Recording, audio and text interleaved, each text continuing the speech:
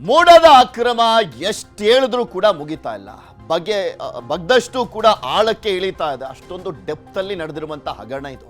ಕಡು ಬಡವನ ಹೆಸರಲ್ಲಿ ಮೋಡದ 56 ಸೈಟ್ ಅಲರ್ಟ್ ಆಗಿರುವಂತದ್ದು ಗೊತ್ತಾಗ್ತಾ ಇದೆ. ಆಲ್ರೆಡಿ ನೋಡ್ತಾ ಇದೀವಲ್ಲ, ಸಿದ್ದರಾಮಯ್ಯನವರ ಪ್ರಕರಣದಿಂದ ದೊಡ್ಡ ಮಟ್ಟದಲ್ಲಿ ಚರ್ಚೆ ಆಯಿತು. ತದನಂತರ ಏನೇನಾಗಿದೆ ಅನ್ನುವಂಥದ್ದನ್ನ ಈಗ ಕಡು ಬಡವನ ಹೆಸರಲ್ಲಿ 56 ಸೈಟ್ ಅಲರ್ಟ್ ಆಗಿದೆ. ಬರ್ಮುಡಾ ಹರಿದ ಟೀ ಶರ್ಟ್ ಹಾಕೊಂಡಿರ್ತಾರೆ ಆ ವ್ಯಕ್ತಿ. ಹಳೆ ಹಂಚಿನ ಮನೆಯಲ್ಲಿ ಆ ವ್ಯಕ್ತಿ ವಾಸವನ್ನ ಮಾಡ್ತಾ ಇದ್ದಾರೆ. ಆದ್ರೆ ಅವ್ರಿಗೆ ಗೊತ್ತೇ ಇಲ್ಲ ಅವ್ರ ಹೆಸರಲ್ಲಿ 56 ಸೈಟು ಅಲರ್ಟ್ ಆಗಿರುವಂಥದ್ದು. ಸಾಮಾನ್ಯ ವ್ಯಕ್ತಿ ಈಗ ಸುಮಾರು 100 ಕೋಟಿ ಒಡೆಯ. ತನ್ನ ಹೆಸರಲ್ಲಿ 56 ಸೈಟ್ ಇರುವಂಥದ್ದೇ ಇವರಿಗೆ ಗೊತ್ತಿಲ್ಲ.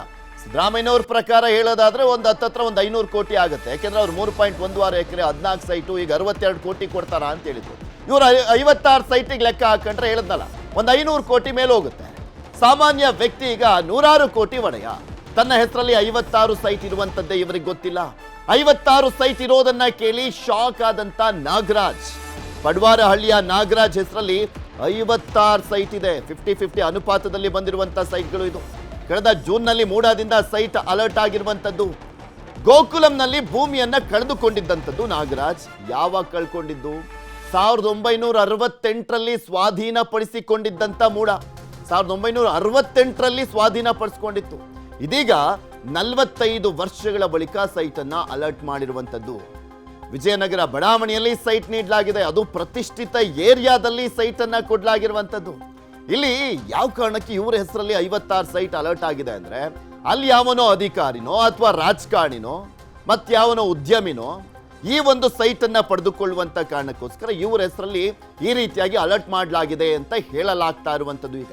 ಯಾಕೆಂದ್ರೆ ಇದುವರೆಗೂ ಇವರಿಗೆ ಯಾವುದೇ ಮಾಹಿತಿ ಇಲ್ಲ. ಇವರು ಕೂಡ ಅರ್ಜಿ ಹಾಕೊಂಡಿಲ್ಲ. ಅರ್ಜಿ ಹಾಕಿದ್ರು ಇವ್ರಿಗೆ ಸಿಗಲ್ಲ ಅಂತನೂ ಕೂಡ ಗೊತ್ತಿದೆ ಬಡವ. 56 ಸೈಟ್ ಕೊಟ್ಟ ಬಗ್ಗೆ ನ್ಯೂಸ್ 18 ಪ್ರತಿನಿಧಿ ಆನಂದ್ ಸೈಟ್ ಮಾಲೀಕ ನಾಗರಾಜ್ ಅವರನ್ನ ಮಾತನಾಡ್ಸಿದ್ರು. ನಮ್ಮ ಪ್ರತಿನಿಧಿ ಮಾತನಾಡ್ತಂತ ಸಂದರ್ಭದಲ್ಲಿ ಅವ್ರು ಏನ್ ಹೇಳಿದ್ರು ಕೇಳೋಣ. ಕಮ್ಮಿ ಆಗಿ ನಿಮ್ಮ ಹೆಸರಿಗೆ ಆಗಿಲ್ಲ ಅಂತ ನಾವು ತಿಳ್ಕೊಂಡದ್ದು. ಇನ್ನು ಮೂಡಾಕ್ ಬಂದೇ ಇಲ್ವಾ ನೀವೀಗ ಇದುವರೆಗೂ? ಈಗ ಬಂದಿಲ್ಲ ಸರ್. ಹಾಂ, ಪೇಪರಲ್ಲಿ ಬರ್ತಲ್ಲ ಆಯ್ತಿರ್ಕಿಲ್ಲ ಅಂತ ಎಲ್ಲರದು ಆಗೋಗಿದೆ. ನೀವು ಬಂದಿಲ್ಲ ಅನ್ಸುತ್ತೆ ಅಷ್ಟೇ. ಒಟ್ಟು ನೀವು ಹಂಗಾದ್ರೆ, ಯಾಕಂದರೆ ನೀವಲ್ವ ಅನ್ನೋದು ಡೌಟ್ಗಳಿರ್ತಾವಲ್ಲ. ನಿಮ್ದು ಆಧಾರು ಅದು ಇದು ಎಲ್ಲ ತಗೊಂಬಂದು ನಿಮ್ಮ ಹೆಸ್ರು ಹೇಳಿ. ಹಂಗೆ ನಿಮ್ಮ ಹೆಸರು ಮತ್ತು ನಿಮ್ಮ ತಂದೆ ತಾತನ ಹೆಸರು ಹೇಳಿ ಹಂಗೆ. ಹಾಂ, ನಿಮ್ಮ ತಂದೆ ಹೆಸರು? ತಂದೆ ಹೆಸರು ಉಗ್ರಯ್ಯ. ಅವರ ತಂದೆ ಅವರು ಉಗ್ರಿ. ಅಂದರೆ ಇನ್ನೂ ನಿಮ್ಗೆ ಅಲರ್ಟ್ ಆಗಿರೋದು ಗೊತ್ತಿಲ್ಲ. ಗೊತ್ತಿಲ್ಲ ಸರ್, ಇರೋದು ಹೇಳ್ಬೇಕಲ್ವಾ. ಆದಷ್ಟು ಬೇಗ ಬಂದು ಅದೇನಿದೆ ಅದನ್ನು ಕೊಟ್ಬಿಟ್ಟು ನಿಮ್ಮ ಹೆಸ್ರಿಗೆ ಇದು ಮಾಡಿಸ್ಕೊಬಿಡಿ. ಏನಕ್ಕೆ ಅಂದರೆ ಅಲ್ಲೇನಾಗಿದೆ, ಈಗ ನಿಮ್ಮ ಹೆಸ್ರಿಗೆ ಅಲರ್ಟ್ ಮಾಡ್ಕೊಂಡವ್ರೆ, ಬೇರೆ ಯಾರೋ ಕೂತಿದ್ರು ಗೊತ್ತಾಗಲ್ಲ. ಅದರಿಂದ ನಾವೇ ಖುದ್ದು ಎಲ್ಲೆಲ್ಲಿದೆ ಅಂತ ನೋಡ್ತಾ ಇದ್ದೀವಿ. ಈಗ ಹೆಚ್ಚು ಕಮ್ಮಿ 80 ಸೈಟ್ ಅಲರ್ಟ್ ಮಾಡಿರೋದು ನಿಮಗೆ ಹೋಗಿರೋ ಜಮೀನಿಗೆ. ನೀವು 98,000 ಚದರಡಿ. ಹಾಂ, ಹೆಚ್ಚು ಕಮ್ಮಿ 106 ಕೋಟಿ ಬಾಳುತ್ತೆ. ನೋಡಿದ್ರಲ್ಲ, ನಮ್ಮ ಪ್ರತಿನಿಧಿ ಕೇಳ್ದಾಗಷ್ಟೇ ಅವ್ರಿಗೆ ಗೊತ್ತಾಗ್ತಾ ಇರೋದು ಹೌದಾ ಅಂತ. ಅವ್ರಿಗೆ ಒಂಥರ ಶಾಕ್. ಅವ್ರಿಗೆ ನಂಬಕ್ ಆಗ್ತಾ ಇಲ್ಲ ಈ ಕ್ಷಣದಲ್ಲೂ 56 ಸೈಟ್ ಕೊಟ್ಟಿದಾರ ನಮ್ಗೆ ಅಂತ. ಇನ್ನ ನಾಗರಾಜ್ಗಷ್ಟೇ ಸೈಟ್ ಕೊಟ್ಟಿರುವಂತದ್ದಲ್ಲ ಮೂಡ. ಇದೇ ರೀತಿ ಅನೇಕರಿಗೆ ಸೈಟ್ ಅನ್ನ ಮಂಜೂರು ಮಾಡಲಾಗಿದೆ. ಈ ಹಿಂದೆ ಮಂಜೂರು ಮಾಡಿದ್ದಂತ ದಿನೇಶ್ ಕುಮಾರ್ ಬೇಕಾಬಿಟ್ಟಿಯಾಗಿ ಸೈಟು, ಅದು ಕಡು ಬಡವರ ಹೆಸರಲ್ಲಿ ಸೈಟ್ ಅನ್ನ ಹಂಚಿಕೆ ಮಾಡಿದಂತ ಸಂದರ್ಭದಲ್ಲಿ ನಂತರ ಅದನ್ನ ಬೇರೆಯವ್ರಿಗೆ ಈಸಿಯಾಗಿ ಪರಾಭಾರೆ ಮಾಡಬಹುದು ಅಂತ ಇವೊಂಥರ ಬೇನಾಮಿ ಆಸ್ತಿಯ ರೀತಿಯಲ್ಲಿ ಸೈಟ್ಗಳನ್ನ ಅಲರ್ಟ್ ಮಾಡಲಾಗಿತ್ತು. ಅದೇ ರೀತಿಯಾಗಿ ಆಗಿದೆ.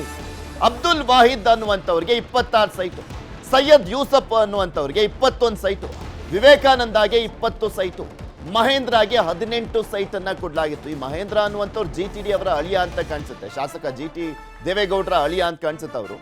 ಆಗ ಇಲ್ಲದ್ದು ಈಗ ಯಾಕೆ ಸೈಟ್ ಕೊಟ್ಟರು? ಕೆಲವರು ಅರ್ಜಿಯನ್ನೇ ಹಾಕಿಲ್ಲ, ಗೊತ್ತೇ ಇಲ್ಲ. ಇನ್ನು ಕೆಲವ್ರದ್ದು ಜಮೀನೇ ಇಲ್ಲ, ಅಂಥವ್ರಿಗೆಲ್ಲ ಕೊಡಲಾಗಿದೆ. ಮೊನ್ನೆ ಅಷ್ಟೇ ತೋರಿಸ್ತಾ ಇದ್ವಿ, ಐಷಾರಾಮಿ ಕಾರನ್ನ ಕೊಟ್ಟಂಥವ್ರಿಗೆಲ್ಲ ಸೈಟ್ಗಳನ್ನ ಕೊಡಲಾಗಿದೆ. 10 ಸೈಟು 5 ಸೈಟ್ ಎಲ್ಲ ಕೊಟ್ಟಿದ್ದಾರೆ. ಆಗ ಇಲ್ಲದ್ದು ಈಗ ಯಾಕೆ ಸೈಟ್ ಕೊಟ್ರು ಅನ್ನುವಂಥ ಪ್ರಶ್ನೆಗೆ ಉತ್ತರ ಯಾವಾಗ ಸಿಗುತ್ತೆ ಕಾದ್ ನೋಡ್ಬೇಕು. ಬೇನಾಮಿ ಹೆಸರಿನಲ್ಲಿ ಸೈಟ್ ಮಾಡಿದ್ರ? ಹಾಗಾದ್ರೆ ಮೂಡ ಅಧಿಕಾರಿಗಳ ಮೇಲೆ ಅನುಮಾನ. ಹೌದು, ಹಂಗೆ ಆಗಿರೋದಿಲ್ಲ. ಬೇನಾಮಿ ಹೆಸರಲ್ಲಿ ಸೈಟ್ ಮಾಡ್ಕೊಂಡ್ಬಿಟ್ಟು ಅದಾದ್ಮೇಲೆ ಇವ್ರ ಹೆಸರುಗಳಿಗೆ ಟ್ರಾನ್ಸ್ಫರ್ ಮಾಡ್ಕೊಡೋದು. ಪ್ರಭಾವಿ ರಾಜಕಾರಣಿಗಳು, ಬ್ರೋಕರ್ಗಳ ಕೈವಾಡದಿಂದ ಸೈಟ್ಗಳ ಹಂಚಿಕೆ ಆಗಿದೆ. ಚಾಮುಂಡೇಶ್ವರಿ ಸೌಹಾರ್ದ ಸಂಘದ ಸೈಟ್ಗಳನ್ನ ರದ್ದು ಮಾಡಿದಂತೆ ಈ ಸೈಟ್ಗಳನ್ನ ಕ್ಯಾನ್ಸಲ್ ಮಾಡಬೇಕು ಅಂತ ವಕೀಲ ರವಿಕುಮಾರ್ ಅವರು ಆಗ್ರಹಿಸಿದ್ದಾರೆ. ನೂರಾರು ಕೋಟಿ ಅಲ್ಲ ಇಲ್ಲಿ ನಡೆದಿರುವಂತಹ ಹಗರಣ, ಸಾವಿರಾರು ಕೋಟಿಯ ಹಗರಣ ಇದು. ಅಭಿವೃದ್ಧಿ ಪ್ರಾಧಿಕಾರದಲ್ಲಿ 50-50 ಅನುಪಾತದಲ್ಲಿ ಏನ್ ಭ್ರಷ್ಟಾಚಾರ ನಡೆದಾಯ್ತೋ ಇದು ಯಾಕೋ ಇಲ್ಲಿಗೆ ನಿಲ್ಲ ಮಟ್ಟಕ್ಕೆ ಕಾಣಿಸ್ತಾ ಇಲ್ಲ. ಈಗ ನಮಗ್ ತಿಳಿದು ಬಂದಿರೋ ಮಾಹಿತಿ ಪ್ರಕಾರ 15/6/2024 ಜೂನ್ ತಿಂಗಳಲ್ಲಿ ಏನ್ ಈ ಹಿಂದಿನ ಆಯುಕ್ತರಿರ್ತಾರೆ ದಿನೇಶ್ ಕುಮಾರ್ ಅನ್ನೋರು ಸರಿಸುಮಾರು 53 ಸೈಟ್ಗಳನ್ನ ಒಂದು ಬೋಗಸ್ ಪಾರ್ಟಿಗೆ ಒಂದು ಸುಳ್ಳು ದಾಖಲೆಗಳ ಆಧಾರದ ಮೇಲೆ ಅಲಾಟ್ ಮಾಡಿರೋಂಥದ್ದು. ಇದೇನಪ್ಪ ಗಿಸ್ಟ್ ಅಂತ ಅಂದ್ರೆ ಮಾರ್ಗೌಡ್ನ ಹಳ್ಳಿ ಅಂದ್ರೆ ಈಗಿನ ಗೋಕುಲಂ, ಮೈಸೂರಲ್ಲಿ ಗೋಕುಲಂ ಇದೆಯಲ್ಲ ಅದು ಈ ಹಿಂದೆ ಮಾರ್ಗೌಡ್ನ ಹಳ್ಳಿ ಅಂತ ಹೆಸರು. ಅದಕ್ಕೆ ಸರ್ವೆ ನಂಬರ್ 57ರಲ್ಲಿ 4 ಎಕರೆ 17 ಗುಂಟೆ, ಸರ್ವೆ ನಂಬರ್ 77/2ರಲ್ಲಿ 3 ಎಕರೆ 32 ಗುಂಟೆ, ಒಟ್ಟು 8 ಎಕರೆ 14 ಗುಂಟೆ 11/4/1968ರಲ್ಲಿ ಸ್ವಾಧೀನಪಡಿಸ್ಕೊಂಡಿದ್ರಂತೆ. 1968ನೇ ಇಸ್ವಿಲಿ ಸ್ವಾಧೀನಪಡಿಸ್ಕೊಂಡು ಅವಾರ್ಡ್ ಸಂಖ್ಯೆ 74 ಮತ್ತೆ 108ರಲ್ಲಿ ಅವಾರ್ಡು ಸಹ ಆಗಿ ಅಮೌಂಟ್ ಸಹ ಫಿಕ್ಸ್ ಆಗಿರ್ತದೆ. ಇವ್ರು ಯಾರೂ ಪರಿಹಾರ ತಗೊಂಡಿಲ್ವಂತೆ. ಈ ಭೂಮಿ ಉಗ್ರಿ ಬಿನ್ ದೊಡ್ಡುಗ್ರಿ ಮತ್ತೆ ಮಾಯಮ್ಮನ ಸಣ್ಣ ಬಿನ್ ಕೆಂಪಮ್ಮ ಅನ್ನೋರ ಹೆಸರಲ್ಲಿ ಇತ್ತಂತೆ. ಇಂಥ ಭೂಮಿನ ಈ ಯಾರೋ ನಾಗರಾಜು ಅನ್ನೋರ ಕೈಲಿ ಒಂದು ಬೋಗಸ್ ಅಪ್ಲಿಕೇಶನ್ ನ ತಗೊಂಡು ಇವರು ಉಗ್ರಿ ಅವರ ವಾರಸದಾರರು ಅಂತೆಲ್ಲ ಸುಳ್ಳು ಹೇಳ್ಕೊಂಡು ಸರಿಸುಮಾರು 53 ಸೈಟ್ನ 68ನೇ ಇಸ್ವಿ ವಿಚಾರಕ್ಕೆ ಈಗ ಅಲಾಟ್ ಮಾಡಿರೋಂಥದ್ದು. 45 ವರ್ಷ ಆದ್ಮೇಲಿಂದ ಈ ರೀತಿ ಎಲ್ಲ ಬೋಗಸ್ ಅಲಾಟ್ ಮಾಡಿರೋಂಥದ್ದು. ಇದನ್ನೆಲ್ಲ ರದ್ದು ಮಾಡ್ಬೇಕಂತೇಳಿ ನಾವು ಆಗ್ರಹ ಮಾಡ್ತಾ ಇದೀವಿ ಸರ್. ಇದ್ರ ಮೇಲೆ ಪೊಲೀಸ್ ಕಂಪ್ಲೇಂಟ್ ಸರ್. ಇದು ಸರಿಸುಮಾರು 100 ಕೋಟಿ ರೂಪಾಯಿಗೂ ಹೆಚ್ಚಿನ ಮೌಲ್ಯದ ಸೈಟ್ ಸರ್ ಇದು. ಆ ವ್ಯಕ್ತಿ ನಾಗರಾಜು ಅನ್ನೋರು ಯಾರೋ ಇನ್ನೋಸೆಂಟ್ ಸರ್, ಅವರೆಲ್ಲ ಬೋಗಸ್ ಪಾರ್ಟಿಗಳಾಗಿರ್ತಾರೆ. ಅವ್ರನ್ನ ಸುಮ್ಮನೆ ಅವ್ರ ಹೆಸರನ್ನ ಮಿಸ್ಯೂಸ್ ಮಾಡ್ಕೊಂಡು ಇಲ್ಲಿ ಅರ್ಜಿ ಹಾಕಿರೋಂಥದ್ದು. ಇಲ್ಲಿ ಬ್ರೋಕರ್ಗಳು, ಪ್ರಭಾವಿ ರಾಜಕಾರಣಿಗಳು ಇದನ್ನೆಲ್ಲ ಅಲಾಟ್ ಮಾಡಿಸ್ಕೊಂತಿರೋದು. ಇದನ್ನೆಲ್ಲ ಈ ಕೂಡಲೇ ರದ್ದು ಮಾಡ್ಬೇಕಂತೇಳಿ ಇದೆಲ್ಲದ್ರ ಬಗ್ಗೆ ಇನ್ನಷ್ಟು ಮಾಹಿತಿಯನ್ನ ಕೊಡ್ತಾ ಹೋಗ್ತಾರೆ ನಮ್ಮ ಮೈಸೂರಿನ ಪ್ರತಿನಿಧಿ ಆನಂದ್ ನಮ್ಮ ಜೊತೆ ನೇರ ಸಂಪರ್ಕದಲ್ಲಿ ಜಾಯ್ನ್ ಆಗಿದ್ದಾರೆ. ಆನಂದ್, ಮೂಡಾದಲ್ಲಿ ಬಗೆದಷ್ಟು ಅಕ್ರಮಗಳು ಹೊರಗಡೆ ಬರ್ತಾನೆ ಇರುವಂತದ್ದು. ಈಗ ನಾಗರಾಜ್ ಪ್ರಕರಣನೇ ಒಂದು ಸ್ಪಷ್ಟವಾಗಿ ಕಾಣಿಸ್ತಾ ಇದೆ.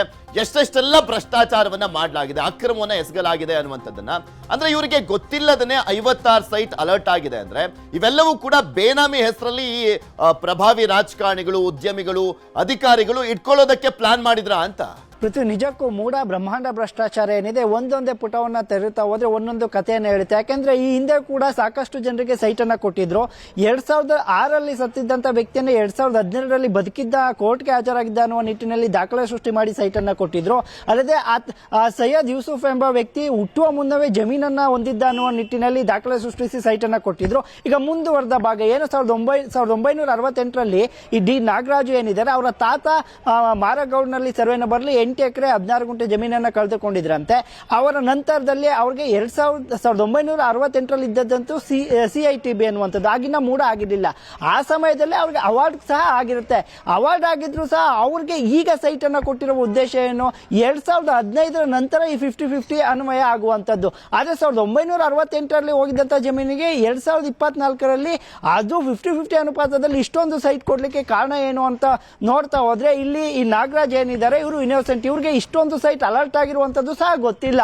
ಹಾಗಾಗಿ ಇಲ್ಲಿ ಮೂಡಾದ ಅಧಿಕಾರಿಗಳು, ಬ್ರೋಕರ್ಗಳು, ರಾಜಕಾರಣಿಗಳು ಒಂದು ಗೇಮ್ ಅನ್ನ ಆಡ್ಲಿಕ್ಕೆ ಪ್ರಯತ್ನ ಪಟ್ಟಿದ್ದಾರೆ. ಅಂತಂದ್ರೆ ಯಾರು ಈ ರೀತಿ ಹಳೆ ಸೈಟ್ಗಳನ್ನ ಅಂದ್ರೆ ಹಳೆ ತುಂಬಾ ಹಿಂದೆ ವರ್ಷಗಳಲ್ಲಿ ಜಮೀನನ್ನ ಕಳ್ಕೊಂಡಿರ್ತಾರೆ ಇಂಥವ್ರನ್ನ ಫೈಂಡ್ ಔಟ್ ಮಾಡಿ ನಕಲಿ ಅವರ ಹೆಸರಿನಲ್ಲಿ ಅರ್ಜಿಯನ್ನ ಹಾಕಿದ ರೀತಿಯಲ್ಲಿ ಹಾಕಿಸಿ ಸೈಟ್ಗಳನ್ನ ಹೊಡೆದುಕೊಳ್ಳುವಂತ ನಿಟ್ಟಿನಲ್ಲಿ ಕೆಲಸಕ್ಕೆ ಮುಂದಾಗಿರುವಂತದ್ದು. ಈ ಪ್ರಕರಣವೂ ಅಷ್ಟೇ. ಈ ನಾಗರಾಜ್ ಏನಿದ್ದಾರೆ ಇವ್ರಿಗೆ ಇಷ್ಟೊಂದು ಚದರಡಿ ಅವ್ರಿಗೆ ಅಲರ್ಟ್ ಆಗಿರೋ ವಿಷಯವೇ ಗೊತ್ತಿಲ್ಲ ಅಂತಂದ್ರೆ ಇನ್ನೆಷ್ಟು ಮಟ್ಟಿಗೆ ಇವರು ಇನ್ನೋಸೆಂಟ್ ಇದ್ದಾರೆ. ಇಂಥ ಇನ್ನೋಸೆಂಟ್ ಹೆಸರುಗಳಲ್ಲಿ ಈ ಅಧಿಕಾರಿಗಳು, ರಾಜಕಾರಣಿಗಳು ಎಷ್ಟು ಮಟ್ಟಿಗೆ ಸೈಟ್ ಅನ್ನ ಮೂಡಾದಲ್ಲಿ ಲಪಟಾಯಿಸಲು ಮುಂದಾಗಿದ್ದಾರೆ ಅನ್ನುವಂಥದ್ದು ಸ್ಪಷ್ಟವಾಗಿ ಕಾಣುತ್ತೆ. ಪೃಥ್ವಿ. ಓಕೆ, ಧನ್ಯವಾದ ಆನಂದ್ ನಿಮ್ಮೆಲ್ಲ ಮಾಹಿತಿಗಾಗಿ.